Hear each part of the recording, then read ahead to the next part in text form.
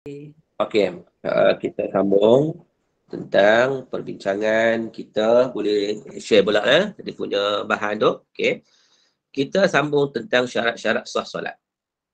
Baik.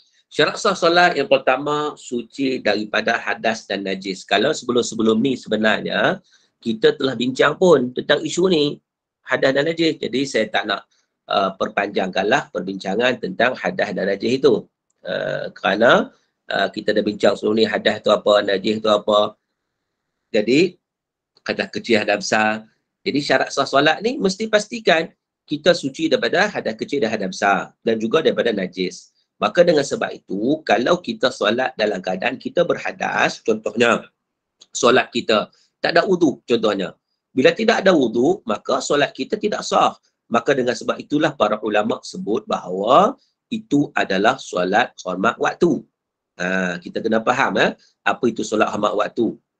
Sebab ada orang dia kata macam mana ni solat hormat waktu? Adakah kita solat tu nama solat itu hormat waktu? Tidak. Bukan nama solat tu hormat waktu. Kita solat zuhur contohnya. Oleh kerana kita tidak menepati syarat sah solat. Solat kita tidak sah. Bila solat kita tidak sah sebab kita tidak ada wudu dan kita tidak mampu untuk ambil wudu ataupun tak mampu bertayamum. Contohnya, maka pada ketika itu kalau kita solat juga pun solat kita tak sah. Tapi mengapa kena solat juga? Itulah dinamakan sebagai solat hormat waktu. Sebab kita nak menghormati waktu yang akan berakhir. Waktu akan hilang daripada kita. Tetapi solat itu tetap kita kena qadha. Sebab apa? Sebab syarat sah solat adalah suci daripada hadas dan najis. Baik, itu yang pertama. Yang keduanya ialah mengetahui masuk waktu solat. Sebab itu kalaulah ditakdirkan ataupun kita ingat masuk dah waktu, kita pun solat. Bila solat tubuh rupanya tengok-tengok tak masuk waktu lagi, kita silap. Maka kita kena ulang balik solat tersebut. Baik, saya ulang balik. Syarat sah solat ada 4.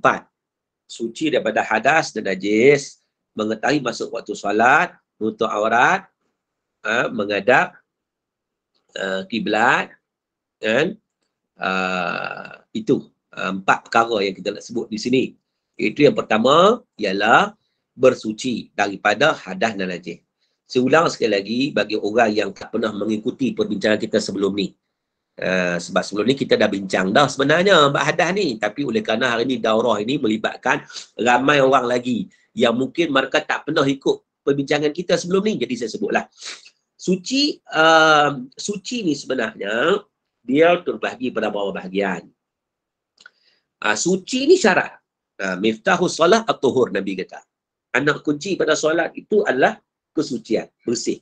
Jadi kena pastikan. Yang pertama, suci anggota badan daripada hadas. Hadas ni ada 2. Hadas kecil, hadas besar. Jadi orang yang berhadas tidak sah solatnya. Sama ada dia hadas kecil, contoh tak ada wudu, atau dia hadas besar sebab dia berjanabah. Dia bersama dengan suami isteri. Dia terlupa nak mandi, dia pergi solat. Maka solatnya itu tidak dikira dan tidak sah. Sebab berdasarkan hadis Nabi, Nabi kata, la tuqbalu salatun bighairu tuhur. Solat tak diterima tanpa bersuci. Mesti ada kesucian. Itu yang pertama, suci daripada hadas. Yang kedua, suci anggota badan daripada najis. Kerana Nabi SAW, contohnya Nabi kata kan, tentang ada 2 mayat yang diseksa dalam kubur. Antaranya Nabi kata, amma ahaduhuma fakana la yastabri'u minal baul. Seorang penghuni kubur yang diseksa itu kerana dia tak bersuci daripada buang air kecil. Jadi maknanya tak bersih. Bila tak bersih, ibadat dia juga tidak sah. Maka bukan cakap air kecil apa juga najis-najis yang lain. Darah ke, contoh Nabi sebut kepada Fatimah binti Abi Hubaid radhiyallahu anha, Nabi kata, fa idza aqbalatil haidha fatrukis salah. Fa'idha dhahaba qadruha faghsili anki dam wa salli. Apabila kedatangan haid, maka tinggalkan solat. Apabila selesai tempohnya, bersihkanlah dirimu dan bersolatlah. Jadi maknanya, hal-hal yang menyebabkan najis. Anggota badan dia lah. Kemudian, contohnya, pakaian dia kena suci juga. Tak memadai badan saja suci daripada najis. Tapi pakaian juga kena suci. Kata Allah Ta'ala, wa thiyabaka fatahir, dan pakaian kamu hendaklah kamu bersihkan. Surah Al-Mudaththir ayat 4. Maka begitu juga kalau kita lihat dalam hadis, iaitu Khawlah binti Yasar satu hari dia jumpa Nabi SAW. Dia kata, ya Rasulullah, innahu laisa li illa thawbun wahidun wa ana ahidu fihi fa kaifa asna'? Qala idza tahurti faghsilihi thumma salli alayhi. Faqalat fa in lam yakhruj ad-dam yakfiki ghuslu ad-dam wa la yadhuruki atharu. Bila mana dia datang jumpa Nabi, Khawlah binti Yasar ni, dia datang jumpa Nabi, dia kata, ya Rasulullah, aku mempunyai selai kain saja. Dan aku kedatangan haid yang kena pada kain aku. Macam mana yang patut aku lakukan? Nabi kata, apabila engkau telah suci, basuhlah pakaian kamu itu dan bersolatlah dengan pakaian tersebut. Mana Nabi suruh cuci pakaian itu, hak kena darah. Dia tanya pula, bagaimana kalau darah tu tak hilang? Maknanya warna dah hilang. Dah cuci-cuci buah sabun tak hilang. Nabi kata, memadailah dengan basuh darah tersebut dan tak mengapa kalau kesan dia, warna dia masih ada. Tu dimaafkan. Sebab apa? Sebab dia dah cuci dah. Cumanya kadang warna tu payah dah hilang. Maka tidak ada masalah. Baik. Itu keadaan dia. Yang seterusnya, suci tempat solat. Kita sebut tadi, suci daripada badan, suci pakaian, suci tempat solat daripada najis. Tempat solat makna apa? Ruang yang digunakan oleh orang yang bersolat. Termasuk tempat dia berpijak sampai tempat dia sujud yang bersentuhan dengan badan dia ketika dia solat. Tapi kalaulah ada najis tempat tu tapi tak sentuh dengan badan dia. Contohnya ada ketika dia rokok, dia sujud, najis di bawah dia. Di bawah dia, tak kena badan dia. Maka itu tidak ada masalah. Boleh. Asalkan dia tak kena najis itu. Jadi tempat yang dia berpijak tu, tempat yang dia pegang tu tak kena najis. Baik. Itu maksud suci daripada hadas dan najis. Bila suci itu, barulah sahnya solat. Solatnya sah. Baik. Kita tengok yang kedua. Yang kedua, mengetahui masuk waktu solat. Setiap solat ada waktu yang ditentukan oleh Allah Subhanahu Wa Taala, maka mesti kita buat pada waktu dia. Tapi kalau tak masuk waktu, boleh buat tak? Tak boleh, tak sah. Tak sah. Kalau kita buat sebelum masuk waktu. Cara mengetahui masuk waktu ni bagaimana? Hari ni kita tengok kalender je lah. Senang hari ni kan. Jangan berpaksikan kepada adat azan semata-mata. Kadang-kadang azan ni dia terlajar. Kadang terawal, terlajar. Jadi lebih baik pada hari ni, kaedah hari ni mudahnya kita tengok kalender ataupun tengok jam, tengok waktu. Kan? Lebih mudah. Tapi kalaulah ternyata lepas kita solat, kita dapati, memang lepas pada kita solat, 5 minit kemudian baru orang azan. Kita heran juga, baru orang azan. Jadi, sah tak solat kita? Kita tengok. Sebenarnya kita solat tu masuk waktu ke belum? Ataupun azan terlewat. Tengok-tengok balik, lah betul lah. Kita silap tengok jam. Azan tu betul. Azan tu betul. Kita silap. Maka solat kita dikira batal. Solat kita dikira batal dan wajib kita mengulanginya. Kita ulang. Baik. Itu bab masuk waktu. Yang ketiga tutup aurat. Aurat. Aurat ni, batasan aurat ni, kalau laki-laki ni antara pusat dan lutut. So kena tutuplah.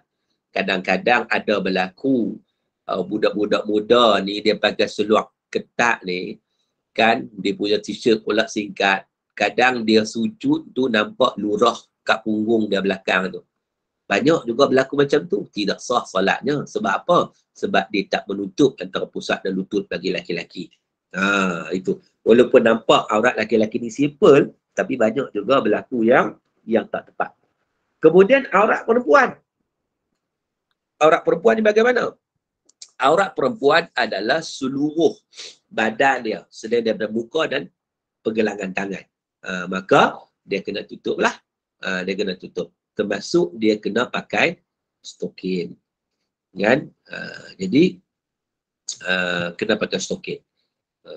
Kecuali kalau telekung dia labuh, ada masalah lah. Dia yang boleh menutupi kaki dia. Kan? Baik, itu adalah berkaitan dengan tutup aurat. Dan Nabi SAW sebut dalam hadis riwayat Imam At-Tirmizi, Nabi kata, la tuqbalu salatul haid illa bi khimar. Tidak sah solat perempuan yang baligh kecuali setelah dia menutup kepalanya. Khimar tu tudung lah. kepala dia. Assalamualaikum Ustaz. Ya, aku salam. Nak tanya? Okey, Ya. kalau laki-laki, saya pernah nampak dia punya aurah kan antara pusat dengan lutut laki-laki Tetapi saya nampak sebelah belakang tenganga pula. Macam mana Ustaz? Sebab depan cantik. Macam saya sebut tadilah, dia depan dan belakang. Kalaulah tenganga bahagian belakang sampai nampak ke punggung itu, ia adalah tidak butuh aurat. Maka solat adalah batal. Dan banyak yang juga yang berlaku macam tu. Jadi kita kena peringatkan, terutama pada anak-anak, cucu dan sebagainya, yang mereka ambil mudah. Mereka depan tu tutup, belakang tak tutup. Sama aja. Sebab dia bukan depan saja, dia kira depan dan belakang. Dia punya kadar tutup itu. Baik. Jadi terima kasih Ustaz. Ya. Okey. Okey. Terima kasih banyak. Okey. Ustaz, macam-macamlah ada orang tu dia operate lutut. Kemudian dia operate sebelah. Dia kata dia tak boleh semayang. Dia kata tunggu sampai dah baik baru dia semayang. Dah 14 hari baru dia semayang qada. Boleh ke Ustaz? Jawapannya tidak boleh. Sebab apa? Selagi mana dia berakal, maka dia wajib solat. Cuma dia sakit. Dia ada cara solat ketika sakit. Tak solat tetap kena solat. Dia jangan bila kata operate lutut, dia tak solat. Sedangkan operate lutut mungkin dia tak nak duduk. Dia duduk atas kursi. Dia solat duduk atas kursi. Kan? Sebab nak duduk bawah tak boleh, nak turun sujud pun tak boleh. Tak apa. Nak berdiri pun tak boleh sebab operate lutut dia. So, dia duduk rumah, dia duduk macam mana? Dia duduk. Ataupun memang tak boleh duduk. Dia baring je contohnya. Duduk pun tak boleh. Kalau duduk pun tak boleh, dia baring saja. Dia kena solat juga. Solat secara berbaring. Kan? Jadi maknanya begitu, dia tetap kena solat. Tetap kena solat. Jadi, ya. Tak, dia kata dia berzikir lah. Dia tak boleh semayang, dia berzikir je dah. Besok dah habis. Dah sekarang ni dia dah 14 hari, 15 hari dah boleh. Kaki tu dah okey. Kemudian dia dah qada dah. Macam mana tu? Boleh Ustaz? Tak boleh. Zikir tak boleh cover solat itu. Dia tetap berdosa besar. Walaupun dia qada, tetapi dia tetap berdosa besar kerana dikira sengaja meninggalkan solat. Hukumnya adalah haram. Dia wajib bertaubat. Bukan sekadar qada saja, tidak. Tapi wajib bertaubat kerana dia tidak menunaikan solat. Sebab bab sakit ini memang berlaku pun zaman Nabi SAW. Seorang sahabat nama dia Imran bin Husain. Dia mengadu kepada Nabi SAW. Dia kata, ya Rasulullah, kanat bi bawasir. Rasulullah, aku dah penyakit bawasir. Sakit. Nak solat macam mana? Nabi sebut kepada Imran bin Husain. Nabi kata, salli qa'iman. Solatlah secara berdiri. Solat secara berdiri. Wa illam tastati', kalau kamu tak mahu berdiri, hendaklah kamu solat faqa'idan, solat secara duduk. Wa in la tastati', kalau kamu tak mampu duduk, ini fa'ala jambin, solat secara mengiring. Maknanya di situ, walaupun sakit, wajib juga untuk tunaikan solat. Maknanya dia tak boleh mengambil mudah untuk dia tak tunaikan solat dengan alasan sakit. Tidak. Lepas tu dia kata tak apa, nak qada. Dia solat ni sebenarnya bukan boleh qada macam tu saja. Qada ni hanyalah kerana kita tak sengaja tinggal, kita terlupa ke, kita tak sedar ke. Kalaulah dia sengaja tinggal ni macam kes tadi, ni hukumnya haram. Berdosa besar. Dia wajib bertaubat kepada Allah. Mudah-mudahan Allah ampunkanlah. Jadi maknanya begitu. Dia tak boleh simply tinggal macam tu je, tak boleh. Ustaz, ada lagi satu kes. Ada orang dia maghrib kan masa pendek. Kemudian waktu maghrib tu dia masuk dalam air. Dia masuk dalam air, kemudian dia sakit perut lama. Kemudian bila dia keluar dan 7 suku lah kata, tinggal 2-3 minit lagi nak dekat waktu isyak. Dia terus semayang. Boleh Ustaz? Baik, boleh tak boleh, kena boleh. Dia kena semayang juga lah. Sebab apa? Sebab dia masuk dalam bilik air. Tiba-tiba berlaku sesuatu luar jangkaan. Sakit perut tak habis. Cirit-birit ni tak tahu nak buat apa dah. Tak habis-habis. Maka dia pun keluar tu dah nak habis waktu dia. Dia solat secepat mungkin, sekadar mungkin. Tetapi dia dimaafkan kerana dia tak sengaja. Benda tu datang penyakit pada dia yang dia tak nak tinggal. Kan? Itu tak apa. Itu tak apa. Sebab apa? Sebab dia nak buat macam mana perut tu dia tak stabil kan. Dia datang secara berterusan kan. Kan kalau sampai keluar waktu pun dia tetap kena qada. Tapi dia qada lah kerana dia tak berdosa sebab dia tak sengaja tinggal. Itulah kes tak sengaja. Macam tadi ni dia sengaja balut lutut, operate lutut, duduk di rumah kan. Makan boleh, takkan solat tak boleh. Kan? Dibuatnya apa tadi, meninggal tak sebab qada. Lagilah. Okey. Kalau meninggal Siapa yang tak bertanya? qada lagilah. Tobat pun tak dapat. Jadi Ustaz, dia, ya. Adik kena terangkan kat dia, dah terlepas semua macam nak diterangkan, dia kata dia dah qada, jadi saya nak menerangkan pun susah. Dia dah tak boleh buat apa kan Ustaz? Tak apalah, dah sampaikan maklumat sudahlah. Kita nak buat macam mana? Kita tak boleh bagi hidayah kepada seseorang. Kita hanya boleh bagi panduan sahaja. Kan? Jadi yang pentingnya dia kena bertaubat kepada Allah Subhanahu Wa Taala. Di atas kesilapan dia. Kalau dulu mungkin dia tak tahu. Maka sekarang dia tahu, maka dia kena berusaha untuk memastikan supaya dia tak melakukan balik perkara-perkara yang seumpama itu. Okey? Tapi Ustaz, saya segan nak cakap, kau kena tobat. Alamak, segan saya Ustaz nak cakap macam tu. Nak segan apa? Hukum nak segan. Cakap je. Tapi dia memang orang ke masjid. Tiap-tiap dia kena ke masjid. Adakah saya kena tegur agak? Kena tegur. Pergi masjid pun bukan nanti orang ada ilmu. Dia pergi masjid, tapi dia jenis masa mengajar, kalau dia tidur ke, Tok Guru mengajar, dia tidur, dia lena. Itu ilmu tak dapat, pergi masjid. Jadi, maknanya, pergi masjid saja tak menjamin kalau dia tidak ada ilmu. Maka dengan sebab itu, yang pentingnya dia berilmu. Jadi, biarlah dia buat sesuatu. Itu memang betul-betul tepat mengikut hukum syarak. Tapi tak apalah, macam saya sebut tadi, kita hanya sampaikan saja. Selebihnya, tak apalah, kita bukan boleh paksa orang. Itu hidayah milik Allah Subhanahu Wa Taala. Assalamualaikum Ustaz. Ya, assalamualaikum. Nak tanya masa zaman-zaman kita muda-muda dulu, zaman John Travolta lah, dia sembahyang ni macam Cik Small lah Ustaz kan, sekejap ada, sekejap buat, sekejap tak buat. Lepas tu zaman dah tua-tua ni nak cuba qada tu macam mana nak qada yang betul Ustaz? Baik, yang pertama sekali kita kena bertaubat pada Allah. Sebab kesilapan kita tetap silap. Sebab kita meninggalkan solat dengan sengaja. Sedangkan Nabi menyatakan man taraka salah muta'ammidan faqad kafara jihara. Sesiapa yang tinggalkan solat dengan sengaja, dia telah menjadi kufur yang nyata.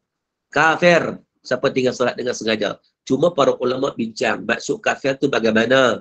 Iaitu orang yang memang pun dia engkar kepada kefadal salat. Dia kata solat itu tak wajib, maka dia tak solat lah. Maka orang ini kafir.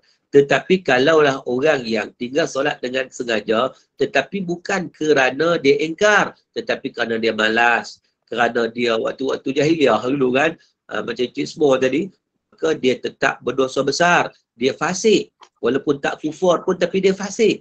Maka bagaimana cara mengatasinya? Allah Ta'ala Maha Pengampun lagi Maha Penyayang, jangan risau.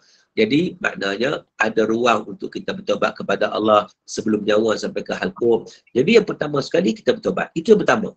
Sebelum qada tu bertobat dulu. Bertobat dulu. Sebab qada ni kita tak tahu boleh habis tak habis, tapi tobat tu wajib. Kita tobat dulu di atas kesilapan yang telah kita lakukan. Yang kedua kita buat anggaran lah. Anggaran. Banyak mana untuk kita qada. Anggaran je lah. Sempat tak sempat tu tak apalah. Kalau banyak sangat mungkin tak sempat, mudah-mudahan Allah ampun kita lah macam mana kan. Tapi kalau tak banyak sangat mungkin sempat. Jadi kita buat anggaran dan kita qada solat-solat yang telah kita tinggalkan itu, iaitu sebagai tanda kita benar-benar ikhlas dalam bertaubat kepada Allah Subhanahu Wa Taala. Jadi itu tanda kita ikhlas sungguh-sungguh bertaubat, maka kita inilah kita qada mengikut kesesuaian. Kesesuaian macam mana? Kesesuaian waktu. Contohnya, kita boleh buat ikut sistematik. Lepas subuh, kita qada 3 subuh kan. Lepas zuhur, kita qada 3 zuhur. Tapi tak mesti pada zuhur mesti qada waktu zuhur. Tidak, jangan silap faham. Saya sebut tadi dalam konteks sistematik. Tapi kalau kita nak qada, dia tengah waktu. Zuhur, kita qada waktu asar boleh. Asar, qada waktu subuh boleh. Tak ada masalah. Sebab solat qada ni, waktu bila pun boleh. Baik. Okey? Jadi, kata taubat tu macam mana nak bertaubat orang sembahyang tinggal tu, macam mana nak taubat tu Ustaz? Cara punya. Taubat ni maknanya taubat ni dia kena menepati rukun taubat. Ada 3 rukun taubat. Yang pertama kita menyesal. Kena rasa salah dalam diri. Kalau tak menyesal tu tak taubat tu nama dia. Kita menyesal. Itu pertama. Yang kedua, kita tak tinggal solat dah. Maknanya tu betul-betul tak tinggal dah. Tapi kalau dalam menyesal-menyesal pun kejap tinggal kena buat. Kejap tinggal kena buat. Maknanya tak taubat lagi tu. Duk tahu buat lagi. Jadi kita tak tinggal dah solat. Itu kedua. Yang ketiga, kita berazam untuk tidak kembali kepada PL panggil lama kita dengan tinggalkan solat tadi. Jadi kalau kita ada kekuatan ketiga-tiga tu betul-betul kita paksi dalam jiwa kita, itulah taubat nama dia. Dan seterusnya kita memperbanyakkan amal kebajikan lah. Termasuk kita qadha tadi. Itu termasuk dalam taubat. Baik. Okay, baik. Ustaz boleh teruskan? Baik. Silakan Ustaz. Terima kasih yang bertanya. Jadi seterusnya kita lihat syarat sah solat seterusnya menghadap kiblat. Baik, sebelum tu tutup aurat tadi katakan kita tutup aurat tiba-tiba tengah solat kipas angin besar kat masjid. Dia pusing-pusing terselak kain sembahyang, kaki rasa sejuk kaki. Maka cepat-cepat kita tarik dia. Bila cepat-cepat kita tarik dia, solat kita masih sah, kita masih lagi dikira tutup aurat. Tetapi kalau kita membiarkan sejuk kaki kita tu kita biar saja, maka solat kita tidak sah, dikira tidak menutup aurat. Baik. Seterusnya syarat sah solat menghadap kiblat. Menghadap kiblat. Sebab apa? Allah Taala berfirman, "Fawalli wajhaka syatral Masjidil Haram." Iaitu hadaplah muka kamu ke arah Masjidil Haram di Kaabah. Maka dengan sebab itu syarat sah solat adalah menghadap kiblat. Kalau kita tak menghadap kiblat, maknanya solat kita tidak sah. Sebenarnya kiblat ni pada peringkat awal Nabi SAW solat, lepas diwajibkan solat, kita kata dalam peristiwa Isra' dan Mi'raj, Nabi menghadap ke Baitul Maqdis. Sebab itu kiblat yang pertama. Kiblat pertama Baitul Maqdis. Dan dalam hadis menyatakan, hadis Al-Bara' bin Azib kata, kana Rasulullah SAW adalah Rasulullah itu nahwa Baitul Maqdis 16 atau 17 syahra. Nabi ni menghadap Baitul Maqdis selama 16 atau 17 bulan. Kemudian lepas pada tu barulah turun ayat untuk Nabi SAW menghadap ke Kaabah. Iaitu turunnya ayat qad nara taqalluba wajhika fis sama' dalam surah Al-Baqarah itu. Maka dengan sebab itu Nabi pun menghadap ke Kaabah. Jadi menghadap ke Kaabah itu sebagai satu, kita kata sebagai suatu penyatuan, menunjukkan penyatuan umat Islam. Bahkan kadang-kadang ada juga orang yang bukan Islam dia mempertikaikan, dia kata orang Islam ni serupalah macam orang bukan Islam menghadap batu. Kalau orang bukan Islam menghadap berhala, mereka menghadap Kaabah batu. Kita kata tak sama. Mereka menghadap batu tu, kalau dialih batu, mereka akan menghadap ikut batu tu juga macam kita. Kalau dialih Kaabah, kita tetap menghadap tempat yang sama. Walau Kaabah banjir, Kaabah pernah banjir, pernah tak ada, kita tetap menghadap yang sama sebab kita bukan menghadap batu Kaabah itu, tapi kita menghadap arahnya sebagai tujuan simbol kepada perpaduan umat Islam seluruh dunia. Maka itu syarat sah solat. Baik. Cumanya ada 2 keadaan saja yang dibolehkan kita tak menghadap kiblat. 2 keadaan. Waktu lain wajib kita menghadap kiblat. Ada 2 keadaan yang boleh kita tak menghadap kiblat. Waktu bila? Yang pertama ketika mana waktu kita solat dalam keadaan takut, dalam perang, tengah berlari, musuh kejar, kita nak solat sambil berlari, boleh. Maka dimaafkan untuk kita tidak menghadap kiblat. Sebab apa? Sebab itu disebut dalam keadaan memang kita tak mampu menghadap pun sebab kita berada dalam keadaan yang tidak aman. Tidak aman. Yang tak boleh pun menghadap kiblat. Maka itu yang pertama. Yang kedua, bagi mereka yang menunaikan solat sunat dalam keadaan musafir. Maknanya orang tu musafir. Dalam musafir dia solat ditunaikan solat sunat. Waktu itu boleh walaupun dia tak menghadap kiblat. Contohnya dia solat dalam kereta ke, sambil bawa kereta balik kampung ke Johor contohnya. Jadi anak bini semua sedang tidur, dia bawa kereta kan, dia pun berhenti tepi jalan, tidur dalam 15 minit, kemudian sambung pula perjalanan. Sebelum sambung perjalanan dia ambil wuduk siap-siap, lalu dalam kereta dia boleh solat tahajud, Dia boleh solat witir. Sebab apa? Oh, tak menghadap kiblat. Tak apa. Sebab dia bermusafir. Dan solat duduk memang boleh pula. Bagi orang yang solat sunat ni memang dah boleh solat duduk. Itu tidak ada isu. Tetapi tak menghadap kiblat ni boleh juga bagi orang yang sedang bermusafir. Kerana apa? Berdasarkan kepada hadis Nabi SAW. Nabi pernah bawa naik atas unta. Nabi berjalan naik kenderaan, Nabi musafir dan Nabi solat atas kenderaan. Jadi waktu itu ikutlah tunggangan tu ke mana pergi, Nabi solat sahaja, solat sunat. Maka di situlah dalil menunjukkan bahawa boleh untuk kita tunaikan solat sunat dalam musafir dengan tidak menghadap kiblat. Waktu lain semua kita kena menghadap kiblat. Baik. Itu jelas, clear? Ustaz nak tanya Ya. Macam kita naik flight kan, perjalanan yang panjang tu, kita tak boleh nak menghadap kiblat. Jadi yang itu kita kena qada ke solat? Sekiranya solat itu merupakan solat fardu, maka kita wajib menghadap kiblat. Kalau kita tak boleh menghadap kiblat, kita solat juga. Tetapi solat itu dikira solat hormat waktu, maka kita wajib qada mengikut mazhab Syafi'i. Begitu. Ustaz, mesti katalah orang tu duduk di hospital. Kemudian kaki dia kena gantung sebab ada kaki dia tu kena ada problem, dia kena gantung. Jadi dia kena semayang, dia semayang hospital, ada orang angkatkan anak dia angkatkan semayang. Tapi menghadap tu tak adalah menghadap kiblat dalam hospital. Ustaz macam mana? Baik, sepatutnya dia kena ubah, sama ada ubah diri dia atau ubah katil untuk menghadap kiblat. Sama ada menghadap kiblat ni sama ada dengan cara mengiring atau cara berbaring. Tengok dia solat macam mana. Cara mengiring ke ataupun cara berbaring. Maka sewajarnya dia kena alihkan kaki itu ataupun alihkan badan dia untuk menghadap kiblat. Ustaz, macam mana nak alih Ustaz? Kaki dia dah kena ikat, dia kena gantung. Jadi dia hospital. Boleh Puan, boleh di hospital, boleh minta tolong kaki tangan dengan attendant buat, tak ada masalah. Saya kita hospital, boleh Ustaz, silakan.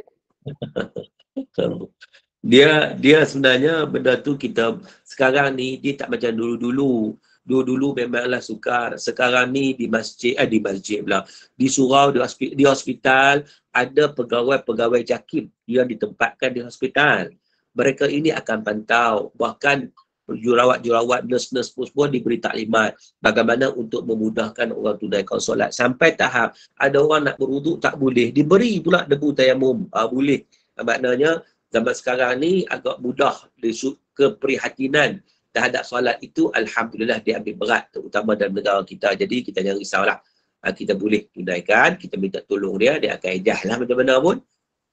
Nak ejah. Dia ikat atau tak ikat, tak lari ikat, kita dipusing badan kita atau pusing sikit je lah untuk kita menghadap kiblat. Saya setuju Ustaz, sebab di hospital dah ada program hospital mesra ibadah. Dan solat bagi orang sakit diajar, memang betul apa yang Ustaz kata.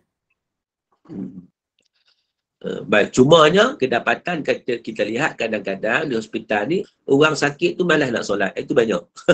Dah ada sakit. Dia sakit, dia tak ingat Allah pula. Maka bertambah-tambahlah sakit yang dihadapinya itu. Jadi maknanya kita harap mudah-mudahan kesedaran itu adalah sebab macam kita sebut tadi bahawa solat itu ibadat yang paling utama dalam kehidupan kita. Baik, next seterusnya kita lihat tajuk kita seterusnya adalah rukun solat. Rukun solat. Ya. Ya. Ya, ada soalan silakan. Tak ada, dia tak ada Ada soalan ke? Ustaz boleh teruskan? Silakan Ustaz. Tak ada. Saya nak bertanya sikit. Ustaz boleh tak bagi tahu kat saya macam mana Rasulullah solat rawatib Ustaz. Terima kasih Ustaz. Baik, apa yang kita belajar ni sebenarnya semuanya bersumberkan kepada dalil. Bila bersumberkan kepada dalil maknanya bersumberkan kepada Rasulullah SAW. Dalam solat sunat rawatib, Nabi bagi tahu pada kita, ada solat yang Nabi cukup-cukup jaga. Ada yang solat Nabi tak nak tinggal solat rawatib. Ada yang kadang Nabi buat, kadang Nabi tinggal. Maka dengan sebab itulah adanya solat rawatib yang dipanggil solat muakkad dengan yang tidak muakkad. Sebenarnya apa makna solat sunat rawatib yang muakkad? Yang pertama sekali, rawatib tu apa? Rawatib adalah solat yang mengiringi solat fardu. Solat sunat yang mengiringi solat fardu sama ada sebelum atau selepas. Qabliyah atau ba'diyah. Itu. Itu makna solat rawatib. Jadi, cumanya solat sunat rawatib ini ada yang Nabi tak tinggal. Walaupun dia sunat, Nabi tak tinggal. Itu dipanggil sebagai solat sunat muakkad. Ada yang kadang Nabi tinggal, maka dia panggil yang tidak muakkad, tetapi tetap sunat. Okey. Jadi yang muakkad tu apa? Disebut dalam hadis Nabi SAW. Khilaf antara 10 rakaat atau 12 rakaat. Saya sebut yang 10 dulu. Yang 10 ialah 2 rakaat sebelum daripada subuh. Yang dipanggil sebagai solat fajar. Solat fajar. 2 rakaat sebelum subuh, iaitu disebut sebagai solat fajar. Kadang-kadang ada orang confuse. Solat fajar tu dia buat sebelum subuh. Bukan. Solat fajar tu solat qabla subuh lah. Yang Nabi sebut raka'atal fajri khairun minad dunya wa ma fiha. 2 rakaat fajar itu lebih baik daripada dunia dan seisinya. 2 rakaat fajar itu merujuk kepada qabliyah subuh sebenarnya. 2 rakaat yang ditunaikan setelah masuk waktu subuh sebelum solat fardu subuh. Itu solat fajar. Baik, itu muakkad. Yang kedua muakkad adalah 2 rakaat sebelum zuhur.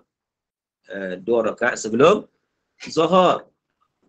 Yang ketiga muakkad 2 rakaat selepas zuhur. Selepas zuhur. Yang keempat muakkad 2 rakaat selepas maghrib. Yang kelima 2 rakaat selepas isya. Jadi maknanya itu solat-solat sunat yang dikira sebagai muakkad. Makna muakkad ni Nabi tak tinggal. Jadi kita pun boleh laksanakan lah. Itu yang pertama. Yang kedua yang tidak muakkad. Yang tidak muakkad maknanya tambahan daripada yang muakkad tadi. 2 rakaat sebelum zuhur, 2 rakaat lepas zuhur. Maknanya jadi zuhur ada 4 lah kan. 2 muakkad, 2 tidak muakkad. So 2 sebelum zuhur, 2 selepas zuhur. Kemudian 4 rakaat sebelum asar. Dibuat dengan 2-2. 4 rakaat sebelum asar. Kemudian 2 rakaat sebelum maghrib dan 2 rakaat sebelum isya. Jadi maknanya itu tidak muakkad.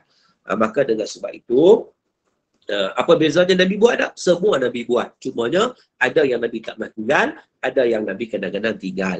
Itulah kita sebut muakkad dan tidak muakkad. Itulah perbezaan ataupun yang dinamakan sebagai solat sunat rawatib.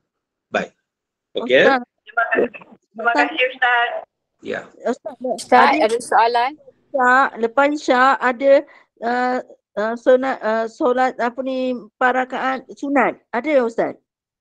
Nabi SAW selepas menunaikan 2 rakaat ba'diyah isyak tu, Nabi juga menunaikan lagi 2 rakaat yang mengikut para ulama termasuk solat malam. Itulah yang orang panggil 4 rakaat itu. 2 rakaat tambahan daripada 2 rakaat yang ditunaikan selepas isyak. Cumanya para ulama berbeza pandangan adakah dia termasuk dalam rawatib ataupun tidak. Ada yang menyatakan dia tak masuk rawatib. Yang rawatib ni 2 rakaat lepas isyak itu saja. 2 rakaat lagi itu termasuk dalam solat malam. Yang mana digabungkan 2 campur 2, 4. 4 itu pahala seumpama Lailatul Qadar. Itu pun sabit daripada sahabat Nabi. Bukan daripada hadis Nabi SAW. Tapi daripada sahabat yang menyatakan sedemikian. Jadi boleh kita amalkan. Assalamualaikum Ustaz. Ustaz, Ya. dia lepas isyak tu dia terus 4 rakaat sunat. So, dalam hadis Nabi SAW, Nabi menyatakan salatul laili masna masna. Nabi kata solat malam itu, solat sunat ditunaikan pada waktu malam itu, ditunaikan dengan 2 rakaat, 2 rakaat. Walaupun ada pandangan menyatakan boleh buat 4 rakaat terus, tetapi yang rajihnya berdasarkan kepada hadis yang sahih, dibuat 2 rakaat, 2 rakaat. Itu yang lebih utama berdasarkan hadis yang saya sebut tadi, iaitu Nabi kata salatul lail masna masna. Solat malam itu 2 rakaat, 2 rakaat. Ustaz. Ya. Assalamualaikum Ustaz. Ya, Waalaikumsalam. Boleh tak kita combinekan niat solat duha, hajat, taubat dalam satu solat? Baik, setiap solat itu ada dia punya tujuan dia masing-masing. Maka dengan sebab itu hendaklah ditunaikan mengikut tujuannya. Solat duha adalah solat sunat muakkad. Sunat muakkad yang dituntut. Dan Nabi sangat-sangat melaksanakannya. Solat sunat duha ni dia special. Manakala solat sunat hajat dia masuk sunat mutlak. Iaitu biasanya bila kita tunaikan itu kerana kita nak dapat hajat yang tertentu. Manakala solat sunat taubat pula ialah kita mana kita melakukan satu kesalahan, kita rasa bersalah, kita bertaubat kepada Allah, kita tunaikan solat 2 rakaat yang juga termasuk solat sunat mutlak yang mana kita nak mohon keampunan kepada Allah Subhanahu Wa Taala. Maka dengan sebab itu sebaiknya diasingkan kerana matlamat solat itu adalah berbeza-beza di antara satu sama lain.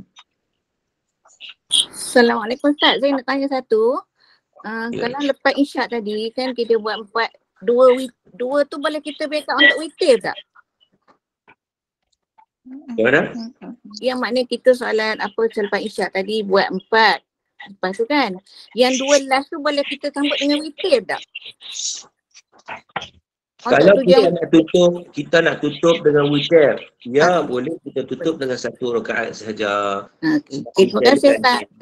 Ya, boleh. Ya, faham dah Ustaz. Terima kasih. Ustaz, bila tengah solat saya terbatuk dan terkencing, itu consider batal ke solat tu Ustaz? Batuk sampai?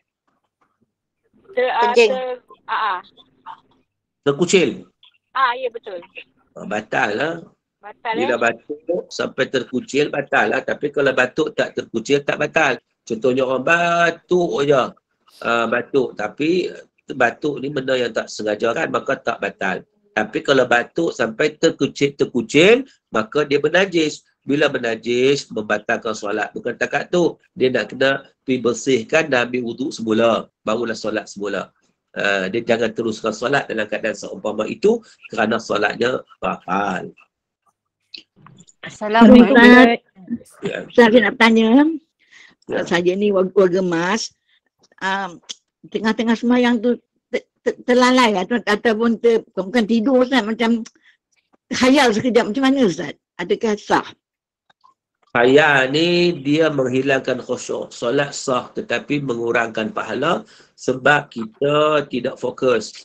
Bahkan khayal, maka menghilangkan khusyuk. Bila menghilangkan khusyuk, menghilangkan atau mengurangkan pahala. Dia masih solat sah. Tapi kalau tidur terus sampai tak sedar tidur, maka itu membatalkan solat. Itu bezalah antara kedua-dua perkara tersebut. Okey. Assalamualaikum Ustaz. Ya. Ustaz, duduk atas kerusi.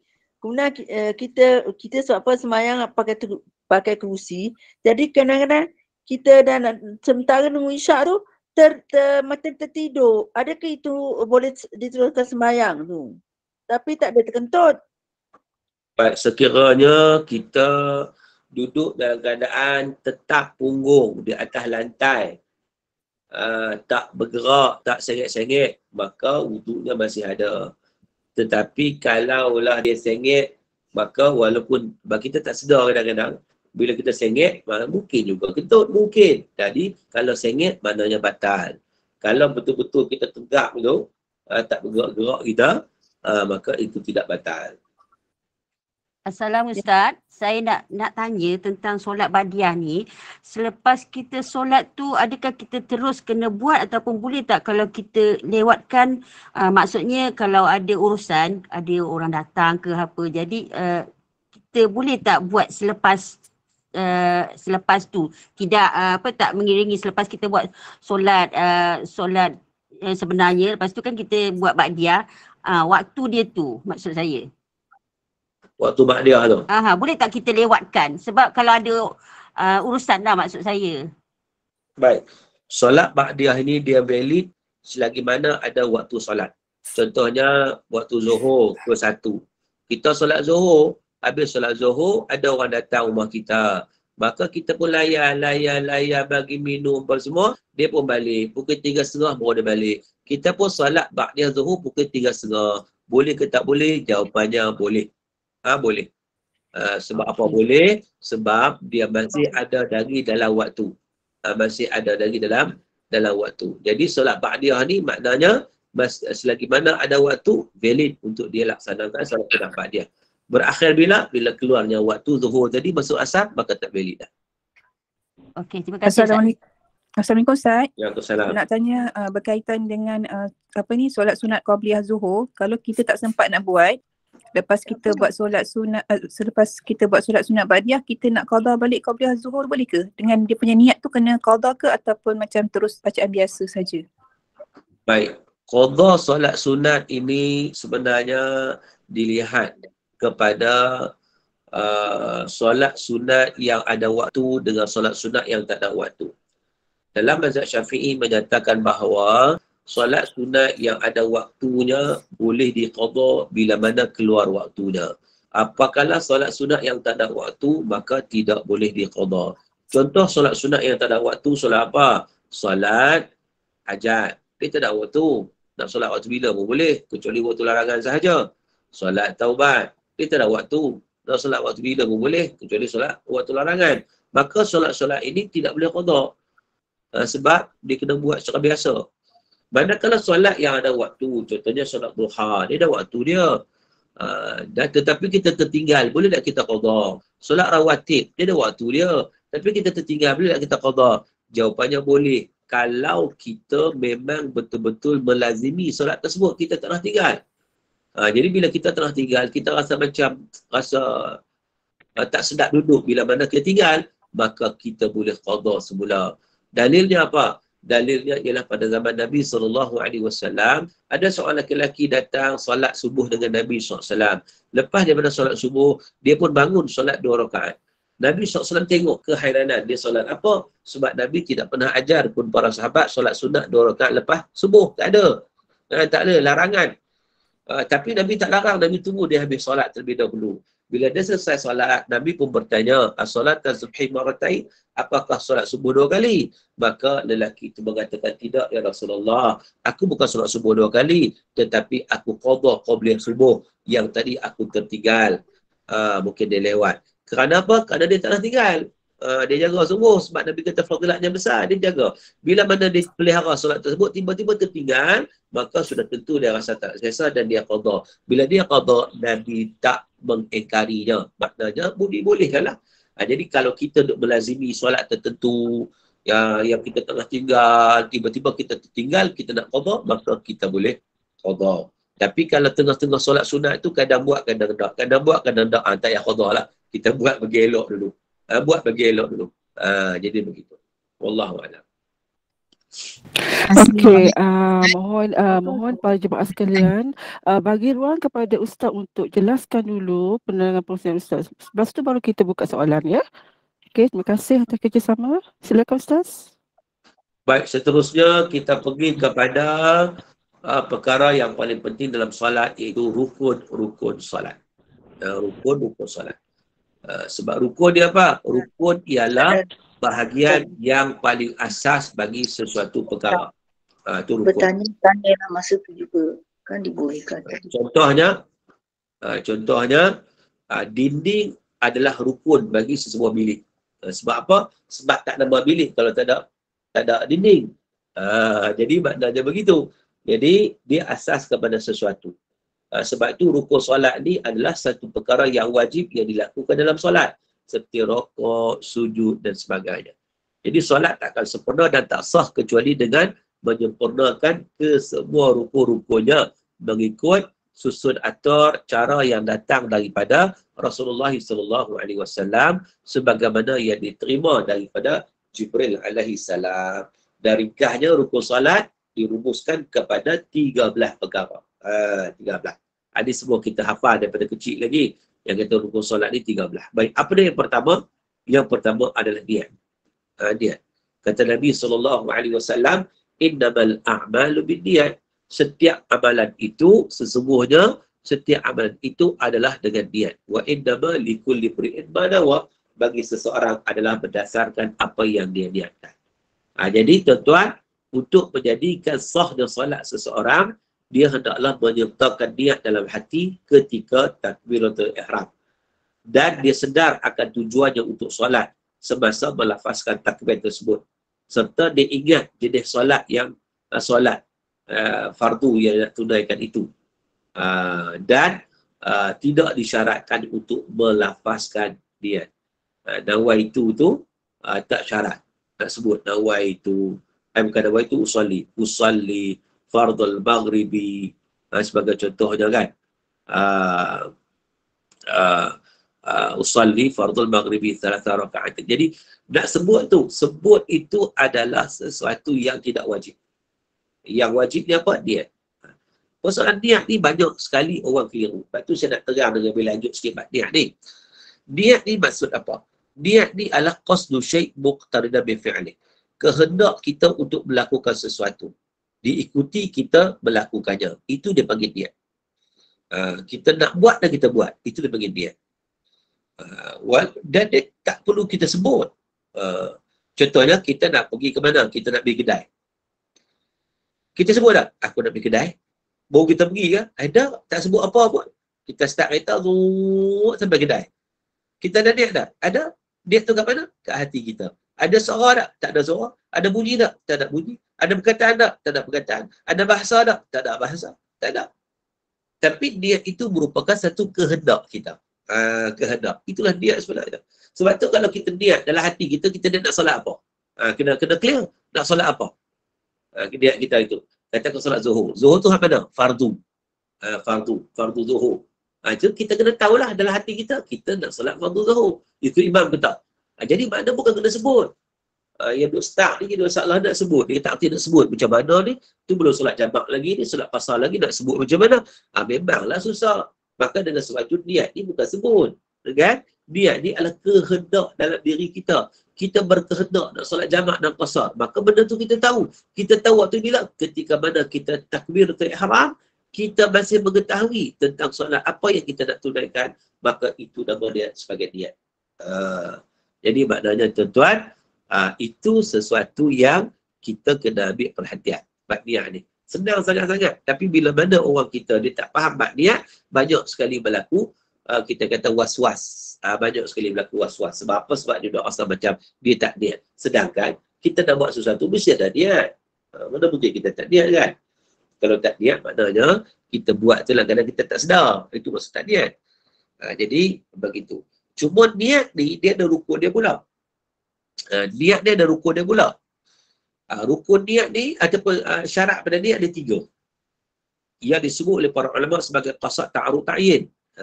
Kan apa dia ni? Dan kitab lama tu dia macam tu, qasad ta'arud ta'yin disebut bahasa Arab sebenarnya. Cuma saya nak permudahkan, nak menjelaskan maksud itu adalah dalam niat itu mesti ada 3 perkara yang kita kena ingat. Yang kita kena ingat ada 3 perkara. Yang pertama, kita nak solat. Kita berdiri itu bukan untuk bertafakur dah. Bukan saja nak menyanyi lagu negara aku. Bukan. Aku berdiri ni bukan nak menyanyi lagu negara aku, nak solat. So kita tahu apa kita nak buat. So dalam hati kita tahu. Kemudian solat apa? Solat apa? Solat banyak solat. Kadang-kadang ada orang dia silap. Waktu maghrib. Dalam hati dia ingat isyak. Sebab tengok gelap kan. Dia pun Allahu Akbar. Dan dia ingat hati maghrib. Dia ingatlah hati isyak. Tapi sebut betul. Usalli fardul maghrib. Usalli fardul maghribi 3 raka'atin ma'amma ta'ala. Allahu Akbar. Dia takbir. Dia takbir tu dalam keadaan hati dia ingat isyak. Sebab apa? Sebab dia pun gelap. Walaupun di mulut sebut maghrib. Maka jawapannya solatnya tidak sah. Solatnya tidak sah. Sebab apa? Sebab niat dia berbeza. Waktu maghrib dia pilih isyak. Tak boleh ya? Tapi kalau berlaku salah lafaz tak apa. Contohnya waktu maghrib. Dia lafaz isyak. Tapi dia niat maghrib. Dia niat solat maghrib. Tapi mulut dia sebut isyak. Maka tak ada masalah. Sebab mulut tu tak dikira. Jadi di sini kita faham bahawa yang betul-betul niat tu bukan hak di mulut tu.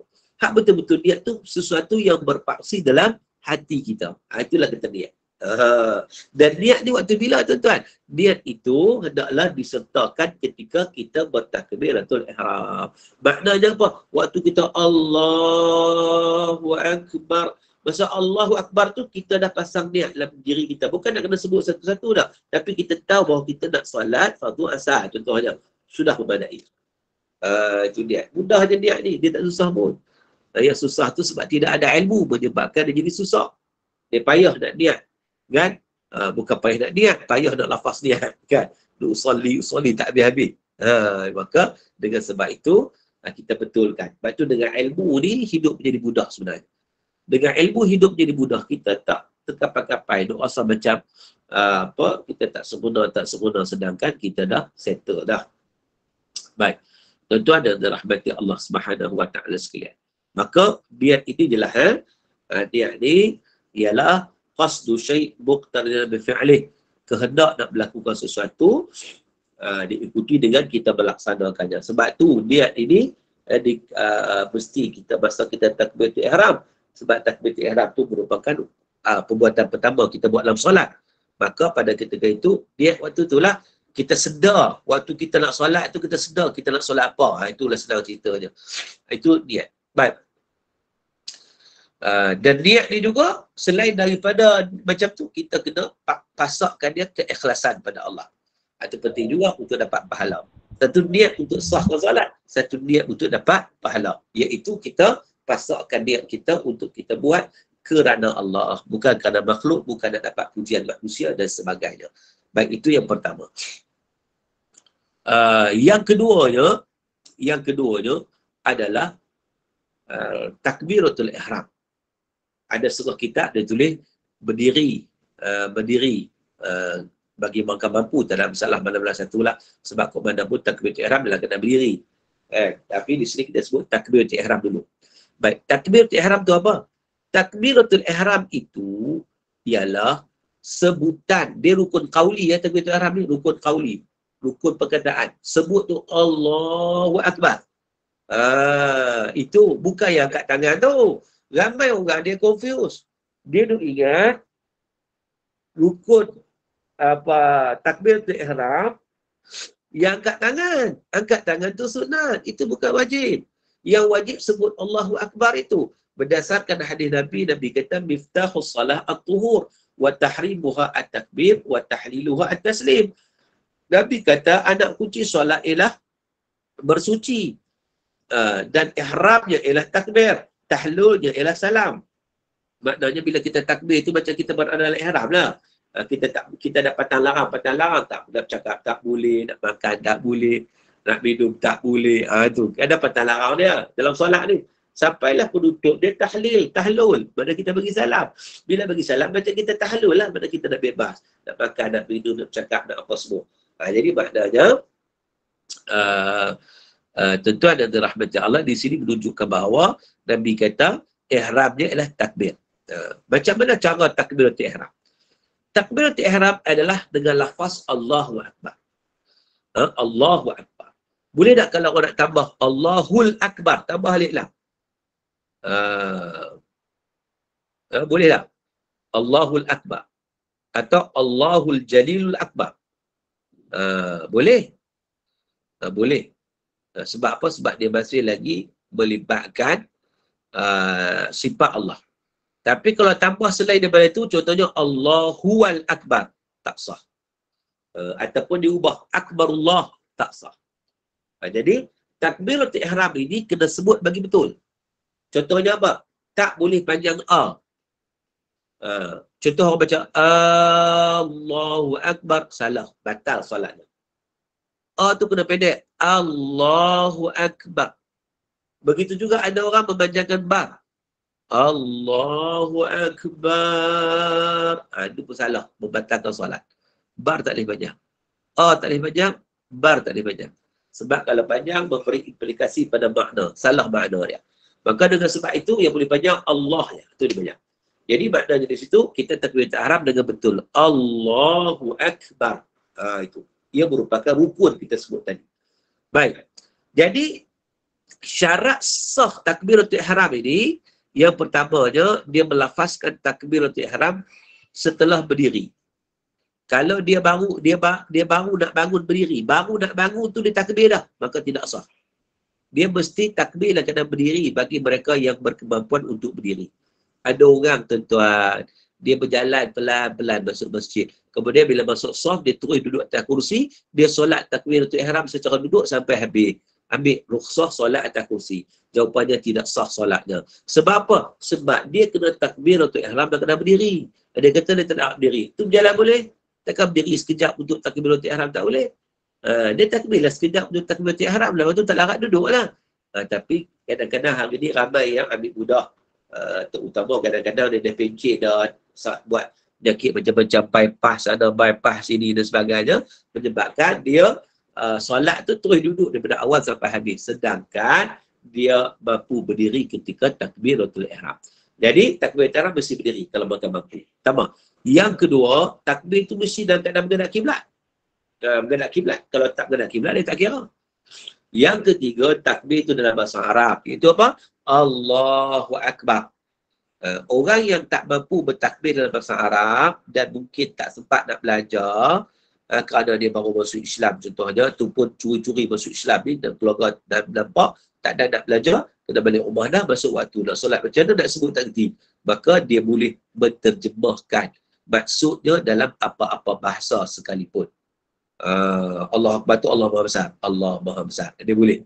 Tapi setakat tu je lah. Dia wajib, lepas tu dia wajib belajar. Itu dalam keadaan yang terpaksa dia tak sempat nak belajar lagi, dia baru masuk Islam contohnya. Maka begitu. Baik.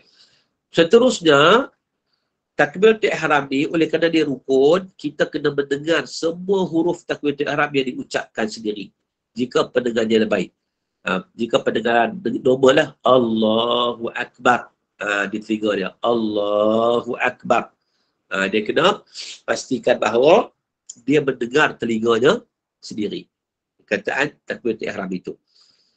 Dan bertakbir dalam keadaan dia berniat. Sebagaimana yang kita nyatakan tadilah, dia niat ketika takbir. Baik, itu yang kedua.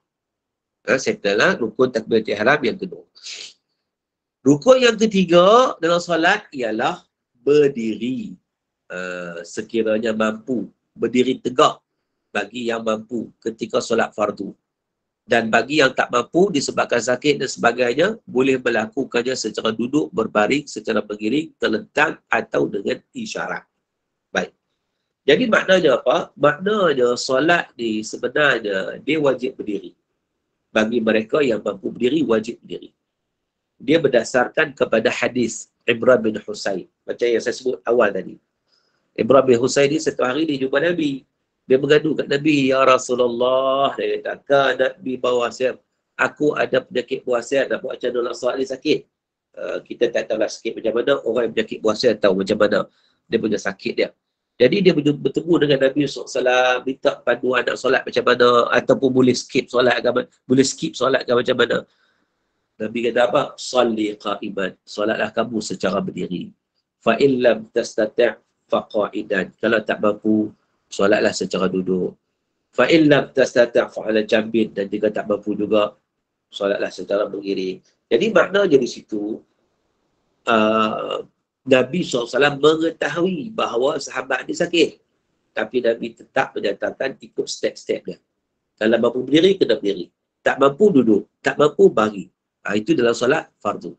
Jadi begitu juga orang berdiri ni. Kadang-kadang macam saya sebut tadi, orang bergantung contohnya.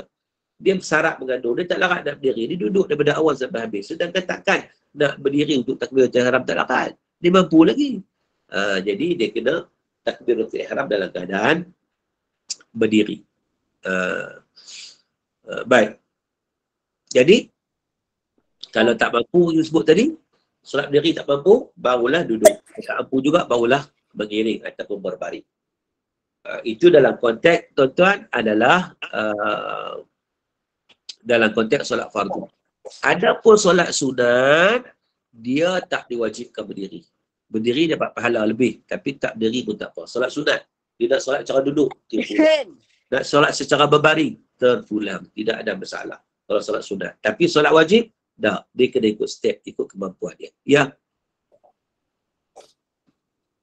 Apa tadi?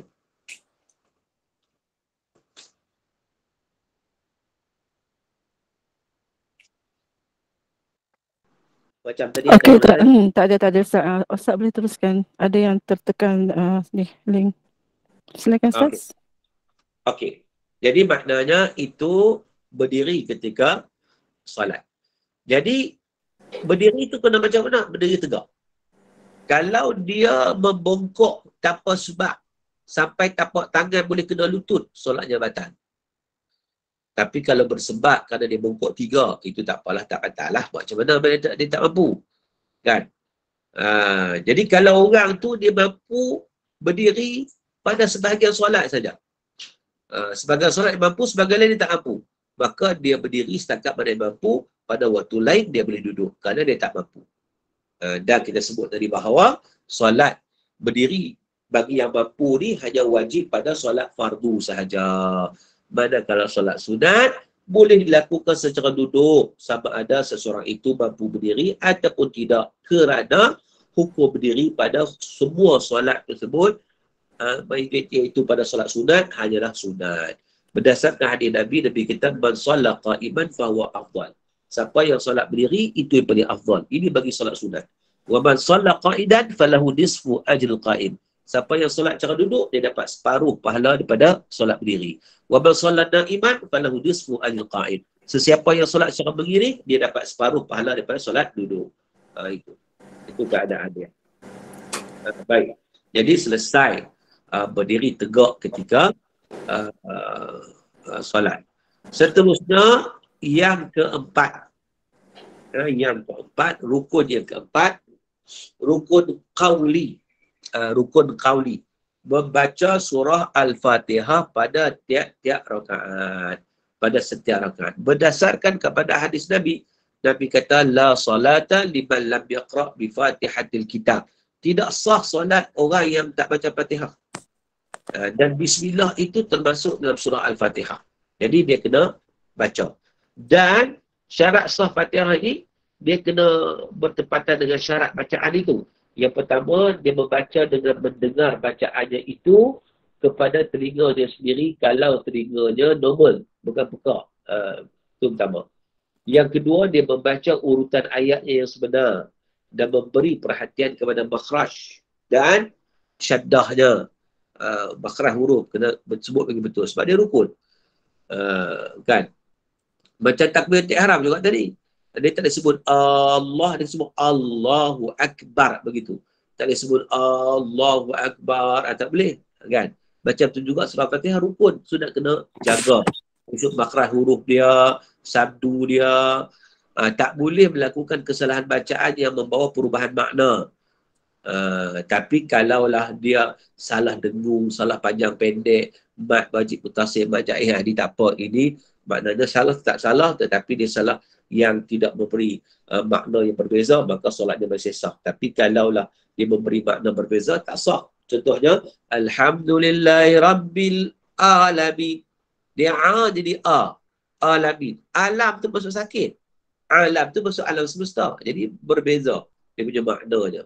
Dan kalau bertukar huruf, maka makhrajnya pun ada masalah, maka ia tidak sah pada ketika itu. Baik. Begitu juga membaca Fatihah ni dalam bahasa Arab. Tak sah membaca terjemahan kerana terjemahan bukan Quran. Kecuali kita sebut tadi orang baru masuk Islam yang belum sempat belajar. Itu tak apalah.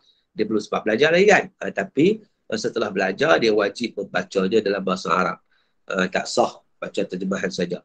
Sebab terjemahan itu bukan Quran. Kita sebut bahawa dalam solat mesti ada Quran, zikir dan doa. Baik. Yang seterusnya, membaca Fatihah ketika berdiri.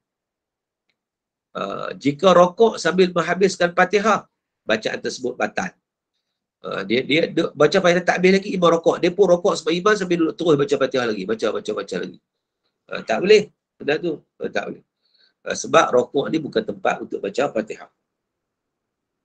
Baik, tetapi kalau macam kita sebut tadi, kalau dia tidak mampu untuk menguasai bacaan Fatihah sebab dia bukan bangsa Arab, dia hendaklah menggantikan dengan 7 ayat Quran yang dihafalnya. Dan jika tak mampu juga, hendaklah berzikir kepada Allah sekadar masa bacaan Fatihah sebelum dia rokok. Jadi sekadar lama mana baca Fatihah, katakan 2 minit baca Fatihah kan, atau 1 minit setengah contohnya, maka dia gantikan dengan zikir. Itu saja yang dia boleh buat.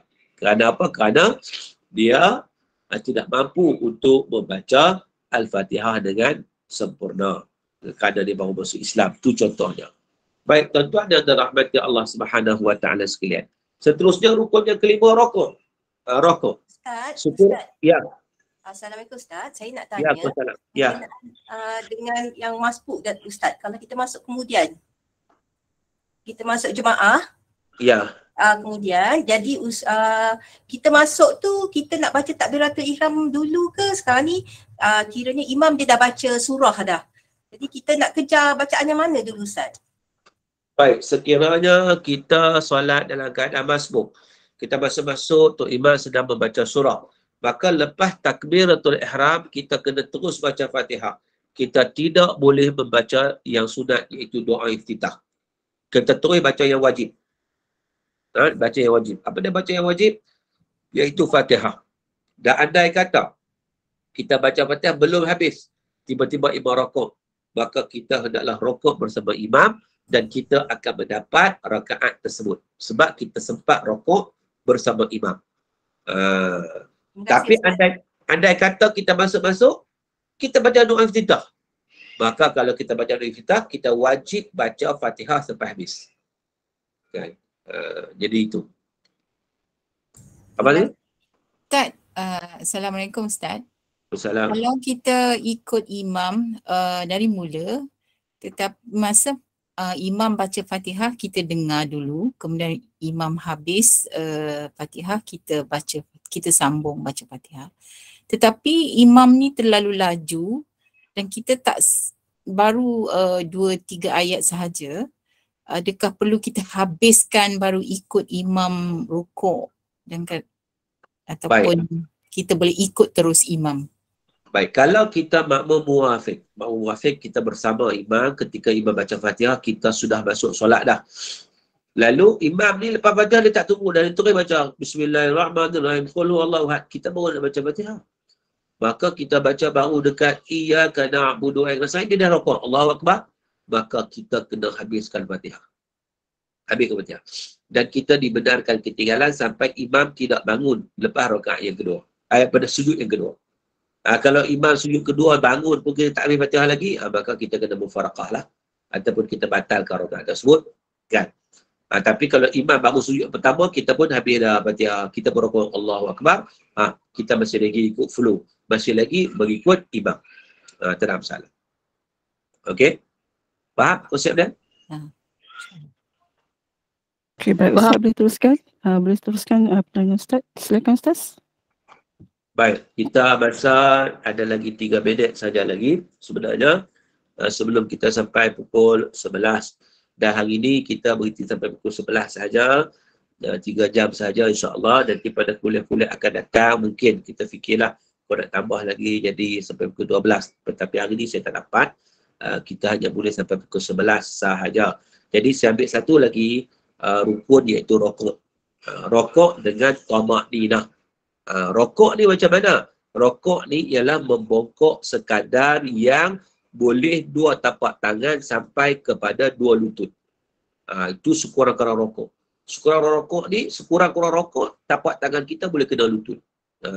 Tapi itu sekurang-kurang. Tapi paling sempurnanya ialah kita membongkok sehingga belakang sama rata secara mendatar. Dalil dia apa? Allah sebut ya ayyuhallazina amanu ruk'u wasjudu, wahai orang beriman rukuklah serta sujudlah. Jadi dalam hadis Nabi kata apa? Summarka hatta tatma'inna raki'an. Kemudian rukuklah hingga engkau tetap dalam keadaan itu. Maknanya tamakninah lah kena rukuk. Tamakninah ni apa? Rukuk tu dia berhenti, dia tak goyang ketika rukuk, dia berhenti sebentar. Sekadar dia sebut subhanallah pun jadilah waktu tempohnya itu. Baik. Syarat rokok ialah dia membongkokkan badan sekira-kira tapak tangan boleh sampai pada lutut sebagai yang kita sebut tadi. Sebagaimana hadis Nabi wa idza raka'a amkana yadayhi bi rukbatain. Apabila rokok kedua-dua belah tangan baginda mencapai kedua-dua belah lutut baginda. Itu jelas. Yang kedua, tidak membongkokkan badan dengan tujuan yang lain selain daripada rokok. Contohnya kita bukan nak rokok pun. Tengok macam ada tembuan. Kita pun perang turun rokok. Turun-turun. Alang-alang turun rokok sekali lah. Tidak sah rokok tersebut. Sebab kita turun tadi bukan turun untuk rokok. Maka kena ingat. Kita membongkokkan badan itu mesti dengan tujuan rokok. Baru dia kira rokok. Dan kemudian syarat ketiga tamakninah lah. Tetap seketika. Hatta tatma'inna raki'an. Hingga kau tetap dalam keadaan rokok. Dan juga Nabi meneplak golongan yang tak ada tamakninah. Sebagai contoh Nabi kata aswa'un nas sariqatan alladhi yasriqu salatahu. Qalu ya Rasulullah wa kaifa yasriquha? Qala la yutimu ruku'aha wa la sujudaha. Nabi kata pencuri yang paling jahat ialah orang yang mencuri sesuatu daripada solat.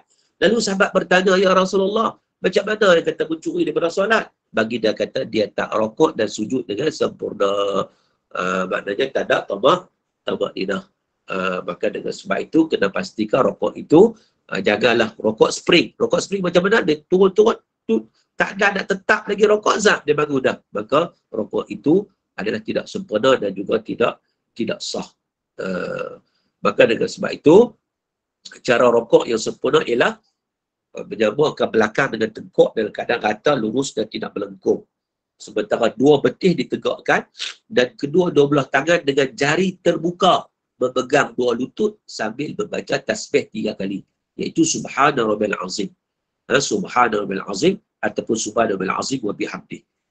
Saya ulang sekali lagi, cara rokok yang sempurna ialah dia menyambung ke belakang dengan tengkuk dalam keadaan rata, lurus dan tak melengkung, dan dua betih dia ditegakkan dan dua-dua belah tangan dia dengan jari terbuka pegang dua lutut sambil dia baca tasbih Subhana Rabbil Azim wa bihamdih. Begitu berdasarkan kepada hadis Nabi SAW. Baik, wallahu ta'ala alam. Kita berhenti dekat rukun. Wassallallahu ala sayyidina Muhammad wa ala alihi wa sahbihi wa baraka wa sallam. Nanti kita akan sambung pada bab i'tidal. Sekadar itu, sekali lagi saya buka pada persoalan kalau ada sebelum kita nak tutup majlis kita pada hari ini. Dipersilakan. Ya, kita bukakan soalan daripada jemaah yang masih lagi belum bertanya tadi. Yang dah bertanya tu boleh kita hold dulu. Yang belum bertanya silakan. Assalamualaikum Ustaz. Assalamualaikum. Saya nak tanya, cara orang yang sembahyang yang operation mata, cara nak ambil uduk dia tu macam mana? Baik, yang Sebab pertama doktor tak bagi kita, doktor tak bagi tunduk kan bila kita buat operation mata. Cara semayang tu macam mana Ustaz? Baik, yang pertama operasi mata ambil wuduk. Apakah boleh kena air ataupun tidak? Kalau tak boleh kena air, dia kena tutuplah mata dia itu. Dia kenakan air pada tempat yang boleh kena air. Tempat yang tak kena air, ada dua cara. Sama ada kau boleh sapu, dia sapu saja. Kalau tak boleh, dia bertayamum. Kalau tayamum tak boleh, takut debu-debu dan sebagainya, maka memadai dengan dia membasuh pada tempat yang boleh kena air. Manakala sujud tak boleh. Biasanya orang operasi mata sujud tak boleh. Tapi dia boleh berdiri, dia boleh duduk. Jadi dia solat menggerakkan kepalanya sahaja pun boleh. Cuma dia tak nak tunduk tak boleh. Maka dia solat ikut kemampuan. Kemampuannya iaitu dengan kepalanya. Contohnya dia tunduk sikit. Rokok. I'tidal, sujud dia tunduk lebih sikit. Begitu aja. Tapi dia tak menggerakkan tunduk. Tunduk setakat mana yang dia boleh. Mungkin tunduk sikit boleh. Maka dia syaratnya. Kau tak boleh sangat, dia sikit dah sikit. Mana sikit beza rokok dan sujud.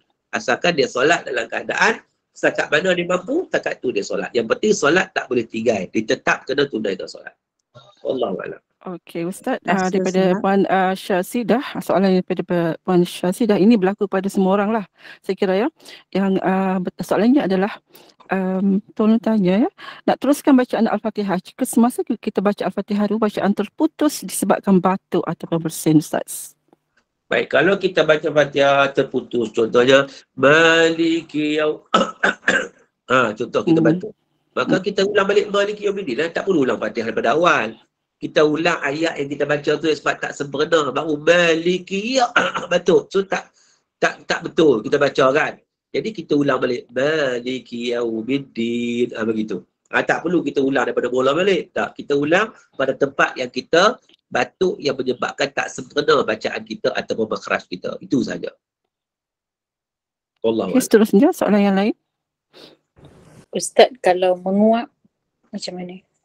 Menguap sunat tutup mulut. Tengah nak baca Balikum. Kan. Tutup mulut. Lagi selesai. Sambung baliklah. Maliki. Ulang balik. Sebab apa? So, masa kita menguap tadi, bacaan kita dah lari. Maka kita ulang balik pada bacaan tersebut. Oh, boleh tutup mulut lah. Boleh tutup mulut. Terima kasih Ustaz. Ustaz, Assalamualaikum. Saya nak tanya Ustaz. Ya. Silakan. Lepas mayang Isya, lepas tu Masa mayang 1 rakaat lah witir, lepas mayang syah, lepas tu masa tahajud kita nak buat 3 rakaat pula. Boleh Ustaz? Kata Nabi SAW, la witrani fi lailah. Tidak ada 2 witir dalam satu malam. Jadi kalau kita sudah tunaikan witir sebelum kita tidur, jadi bila kita bangun tengah malam solat tahajud, tak perlu lagi kita tunaikan witir, cukup memadai witir yang telah kita lakukan sebelum tidur. Wallahualam. Oh, kalau kita nak buat 3 lepas tahajud tak boleh dah Ustaz? Kalau 3 kita buat, campur 1 jadi 4, jadi genap. Oh, kita buat 1 lepas Isya tu saya cukup lah. Kalau kita tak buat dah, tak apa dah. Tak no? Tak apa. Ya, silakan Okey, yang lain, soalan yang lain. Ustaz, Ustaz. kalau kita witir tu dah buat 1, kemudian kita berniat untuk sambung yang 1 tu pada waktu kita bangun untuk tahajud. Boleh tak Ustaz? Bukan nak jadikan dia 2 tapi menyambung. Baik, solat witir ni dia solat ganjil. Solat ganjil. Maka kita kena tunaikan, waktu kita tunaikan tu dia ganjil. Tak boleh kita tunaikan genap, dia jadi genap. Ataupun kita, cuma para ulama ada bagi pandangan, kalau kita dah tunaikan lah, kita nak buat semula, kita buka dulu. Contohnya kita dah buat 3, kita buka dengan 1 rakaat, menggenapkan dia, barulah kita buat ganjil semula. Tapi ni ijtihad ulama lah. Tetapi saya lebih memilih ambil perkara yang lebih mudah, iaitu berdasarkan hadis Nabi, la witrani fil lailah, tidak ada 2 witir dalam satu malam, cukup sekali dah, selesai. Assalamualaikum Ustaz. Ya Ustaz. Daripada perkataan Allahu Akbar tu, perkataan Allah tu berapa kadar yang dibenarkan? Baik, Allahu Akbar itu setengah ulama bagi sampai 16 harakat. Allah, ada setengah ulama bagi sebab, tapi tak perlu kadar panjang pun sebab niat ni mudah aja. Allahu Akbar, cukup dah. Ya, berapa harakat, 2, 3 harakat, 4 harakat pun cukup dah. Allahu Akbar, cukup dah dengan Allah tu. Sebab apa? Sebab niat ni saya sebut tadi mudah sangat. Yang masalah yang panjang sangat tu sebab kita nak baca niat, baca satu-satu, itu masalahnya. Akhirnya jadi was-was. Maka kita hindarkan diri dari was-was, kita faham konsep niat sebagaimana yang setelah nyatakan tadi. Wallahualam. Ustaz, bangun itu sami Allah ke sami Allah? Bacaan dia. Kalau baca sami salah. Sami Allah. Apa tu? Ain ke sami Allah? Sami Allah. Apa jelas lah Puan Hazrina. Daripada kata sami'a, ain sami'allahu liman hamidah. Allah mendengar bagi sesiapa yang memujinya. Itu sami'a, bukan sami'a, sami'allahu liman hamidah. Assalamualaikum Ustaz. Nak tanya, waktu solat Isya adakah sampai subuh, sebelum subuh? Sebab baru-baru ni saya diberitahu yang waktu solat Isya sampai tengah malam, dan sekiranya kita solat Isya selepas pukul 1 tengah malam, kita kena solat qada. Betul ke Ustaz? Baik, terima kasih. Dia sebenarnya solat Isya waktu dia sampai sebelum waktu subuh. Cuma waktu yang afdal ialah waktu sampai dekat tengah malam saja. Itu waktu yang afdal. Namun begitu waktu sebenar sampai sebelum terbit fajar. Maka solat pukul 1 pagi tidak dinamakan qada. Dia masih lagi tunai. Solat Isya masih lagi dalam waktu dia. Wallahualam. Terima kasih Ustaz. Yang ni dia tanya solat atas kapal terbang, takbiratul ihram arah kiblat. Saja selepas tu tak kisahkan semasa takbiratul ihram kena berdiri, sah ke solat duduk? Betul ke Ustaz? Baik, solat ni tengok kalau dalam solat kata keterbang, tengok keterbang apa. Kalau Saudi Airline dia ada tempat berdiri di belakang, solat macam biasa. Jadi solat duduk atas keterbang tak sah kerana ada tempat untuk berdiri. Tetapi kalau solat dalam keadaan dia memang tak mahu berdiri, kerana turbulent lah, kerana macam-macam kena ikat pinggang dia, seatbelt dia, maka pada ketika itu boleh solat duduk kerana keperluan, keuzuran untuk berdiri. Soalan seterusnya daripada Puan Maimunah. Depan Kaabah nak pandang tempat sujud ke? Ataupun Kaabah, Ustaz? Baik, solat ini kita disunatkan pandang, walaupun depan Kaabah sekalipun, sunat tengok tempat sujud. Tengok Kaabah tu sunat ketika luar solat. Tapi dalam solat, tak disunatkan tengok Kaabah. Kita disunatkan tengok tempat sujud. Allah. Ustaz. Assalamualaikum Ustaz. Dalam niat tu, dalam hati kan kita dalam niat tu, apa perkara apa yang kita perlu hadir dalam niat? Apa perkara? Saya dah sebut dah tadi. Saya dah sebut dah tadi. Sembahyang. Saya dah sebut dah tadi apa kata kain tu, aku sembahyang fardu zuhur. Contohnya, apa itu dia. dalam hati kita, yang pertama kita solat. Solat apa? Solat zuhur. Yang pada yang fardu. Itu sudah cukup. Kalau kita berjemaah, ingat kita berjemaah, itu saja. Sama ada tunai, qadha, barakat, tak perlu. Itu tak perlu kita ingat pun. Kita ingat itu je, 3 tu je. Aku solat, aku zuhur contohnya. Kerana Allah Ta'ala tak perlu tak perlu. Semua tak perlu. Okay, baik Ustaz, saya kira saya kira ini adalah soalan yang terakhir Ustaz ya. Daripada Amanina, suatu solat jemaah perlukah kita berganjak dari tempat asal saf kita untuk mengisi ruang sekiranya orang sebelah ataupun hadapan kita terbatas solat dan terlalu pergi keluar dari saf? Ya, sebenarnya sunat untuk kita menutup saf tadi, maknanya kita memenuhi ruang-ruang yang kosong akibat ada orang keluar kerana batal dan sebagainya. Itu sunatlah untuk kita merapatkan saf. Jadi kita boleh bergerak untuk kita merapatkan saf. Sunat. Ya. Okay, baik. Saya kira kita boleh tutup ya Ustaz perkongsian ilmu kita, dan insya-Allah kita